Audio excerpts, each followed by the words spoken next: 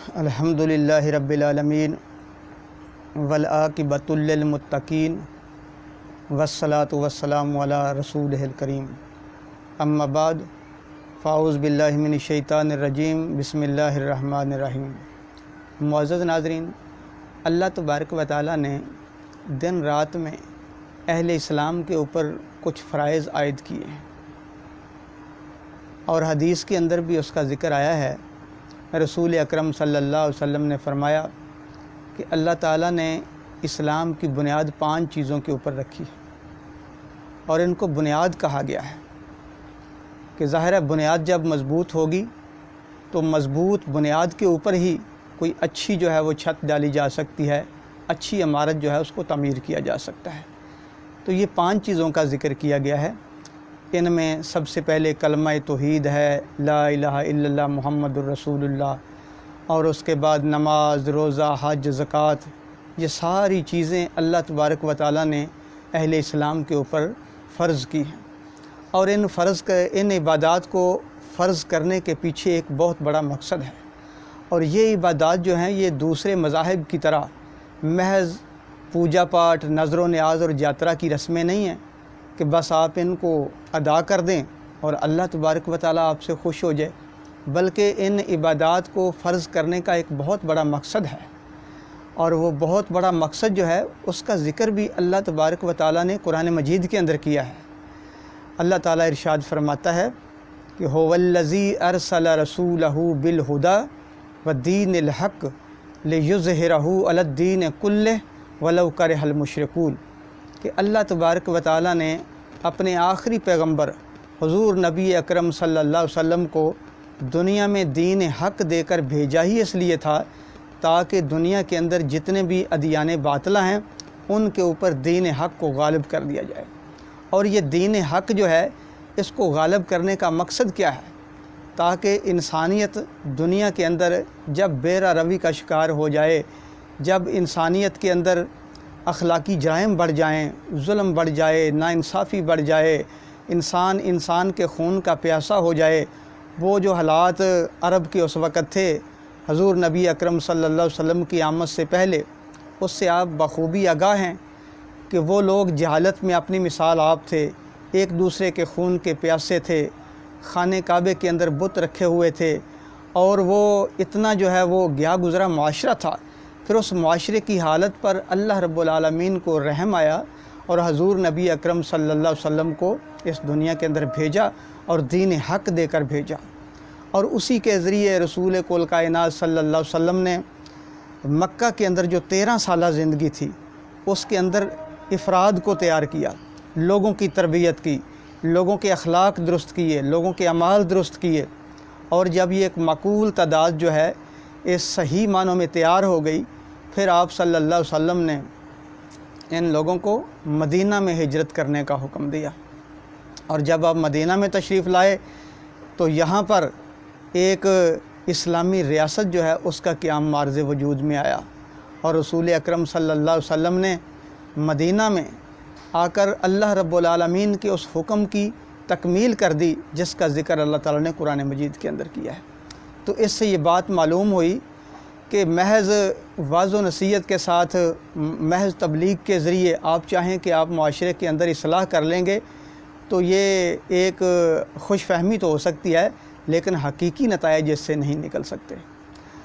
آپ خود سمجھیں اس بات کو کہ اگر کسی معاشرے کے اندر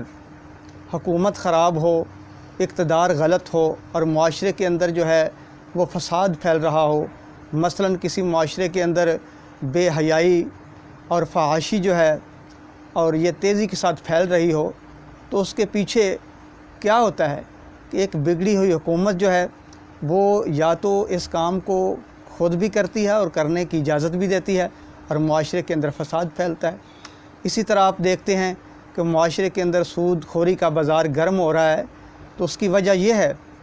کہ سارے اختیارات اور سارے انتظامات اور ساری قوت جو ہے وہ تو بگڑی ہوئی حکومت کے پاس ہوتی ہے،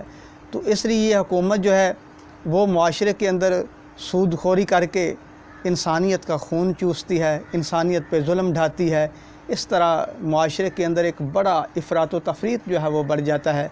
تو معاشرے کے اندر ایک بے سکونی اور فساد کی سی کیفیت پیدا ہو جاتی ہے۔ اسی طرح آپ دیکھتے ہیں کہ معاشرے کے اندر جو ہے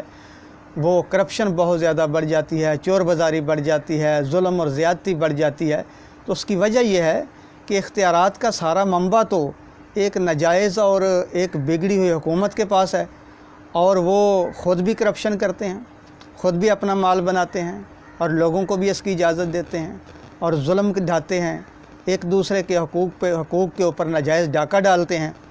تو اس کی وجہ یہ ہے کہ اختیارات جو ہیں وہ غلط لوگوں کے پاس چلے گئے ہیں۔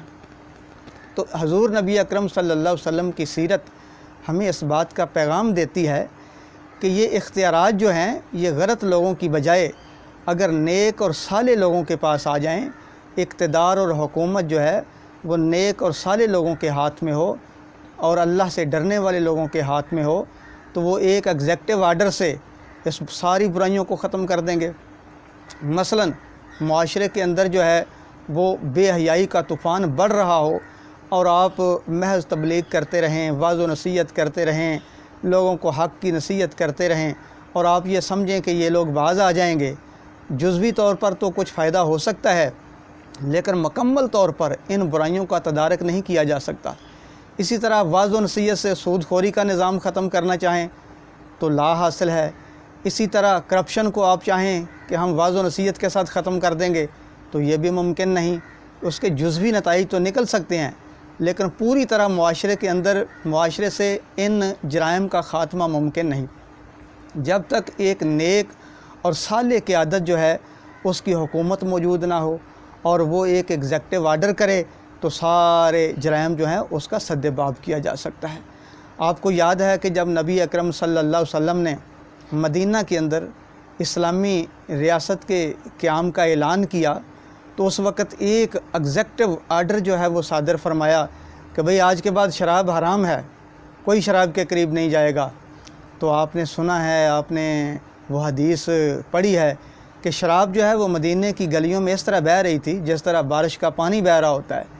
تو ایک حکم سے وہ لوگ جو شراب کے متوالے تھے انہوں نے شراب کے مٹکے توڑ دیے، اور وہ لوگ جو شراب کے جام جو ہیں اپنے لبوں کے قریب کیے ہوئے تھے انہوں نے سب کچھ پھینک دیا۔ لیکن اللہ کے رسول صلی اللہ علیہ وسلم کا ایک حکم آ گیا تھا اور لوگوں کی تربیت بھی ہوئی تھی۔ تو آج ضرورت اس امر کی ہے کہ سب سے پہلے نیک اور صالح افراد تیار کیے جائیں، پھر ان پر مشتمل ایک نیک لوگوں پر مشتمل ایک ایسی حکومت تیار کی جائے جو آئینی بھی ہو، قانونی بھی ہو، اور اس کے اندر سارے قانونی راستے بھی موجود ہیں، تو پھر کہیں جا کر ان برائیوں کا جو ہے وہ تدارک کیا جا سکتا ہے۔ میں یہ نہیں کہتا کہ واعظ و نصیحت نہ کریں، تبلیغ نہ کریں، بھلے تبلیغ کرتے رہیں، واعظ و نصیحت کرتے رہیں، لوگوں کو حق بات کی نصیحت کرتے رہیں، لیکن اس کے ساتھ ساتھ یہ کوشش کریں کہ معاشرے کے اندر جو نیک لوگ ہیں، جو ہمدرد لوگ ہیں، جو خدا ترس لوگ ہیں، اور ان پہ مشتمل ایک صالح اور ایک عادلانہ اور منصفانہ حکومت جو ہے وہ قائم کی جائے۔ ورنہ اقتدار جو ہے وہ دنیا کے جو بگڑے ہوئے لوگ ہیں، دنیا کے جو سب سے زیادہ شر پسند لوگ ہیں، دنیا کے جو سب سے زیادہ ظالم لوگ ہیں، جب ان کے ہاتھ میں اقتدار چلا جاتا ہے پھر وہ اپنی منمانیاں کرتے ہیں، اپنی مرضیاں کرتے ہیں، ظلم ڈالتے ہیں، پورے نظام کو تباہ و برباد کر دیتے ہیں، حتیٰ کہ ملکی سالمیت جو ہے اس کو بھی داؤ پر لگا دیتے ہیں، اور صالح جو نیک لوگ ہیں وہ منہ دیکھتے رہ جاتے ہیں۔ حالانکہ نیک لوگوں کی اکثریت زیادہ ہے، برے لوگوں کی اکثریت بہت کم ہے، لیکن نیک لوگ جو ہیں وہ اس کام میں پڑھنا نہیں چاہتے۔ وہ کہتے ہیں کہ سیاست اور یہ جو الیکشن ہے اور حکومت میں آنا یہ نیک لوگوں کا کام نہیں ہے، یہ برے لوگوں کا کام ہے، اور اس لیے وہ گھروں میں بیٹھ جاتے ہیں اور نیکی جو ہے وہ سر چھپاتی پھرتی ہے اور برائی جو ہے وہ دندناتی پھر رہی ہوتی ہے۔ تو اس لیے معاشرے کے اندر فساد جو ہے وہ اور زیادہ بڑھ جاتا ہے۔ تو فساد کو روکنے کا ایک ہی ذریعہ ہے کہ نیک لوگ جو ہیں وہ اکٹھے ہوں اور مل کر ایک ایسا نظام زندگی بنائیں اور اقتدار کے اندر آئیں، اور ان تمام تر برائیوں کا خاتمہ کیا جا سکتا ہے۔ اور یہ ہو سکتا ہے، اس کے لیے ہمارے آئین کے اندر گنجائش موجود ہے، ایک آئینی اور دستوری طریقے سے یہ سارے کام کیے جا سکتے ہیں۔ تو ان کے ذریعے سے ہی معاشرے کے اندر جو ہے